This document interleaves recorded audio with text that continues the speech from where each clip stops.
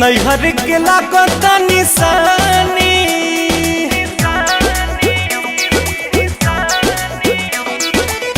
नैहर के लागत निशानी ससुर में खिलता तोहरा लइका के मुहबा हमरे से मिलता तोहरा लइका के मुहबा हमरे से मिलता।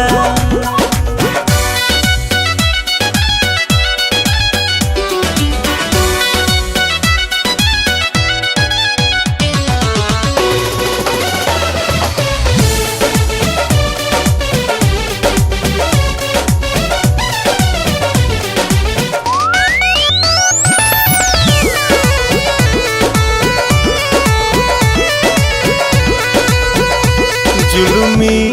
जवानी गजब दिलस झाका जोर हो हमार सुनर साली जल्दी हो गइलो लड़कोर हो हाय जुलमी जवानी गजब दिलस झाका जोर हो हमार सुनर साली जल्दी हो गइलो लड़कोर हो ताला के ऊपर दू ताला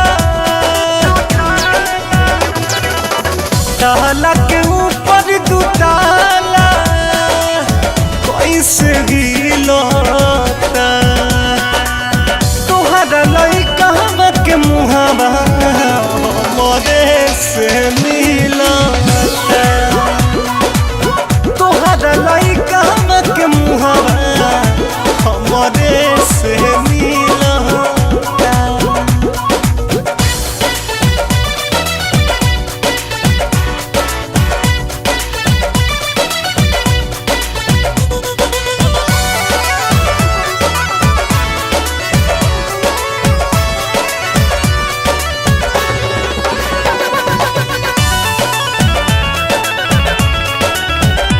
जीजा के गाँवे रहत रहू खूबे खुश हो भरी गाँव के लइका खड़ा रहन लेके जूस हो आए हैं जीजा के गाँवे रहत रहू खूबे खुश हो भरी गाँव के लइका खड़ा रहन लेके जूस हो राती में रोजे नसपाती राती में रोजे नसपाती अब के छिलता तोहरा लइका के मुहबा हमरे से मिलता तोहरा लइका के मुहबा हमरे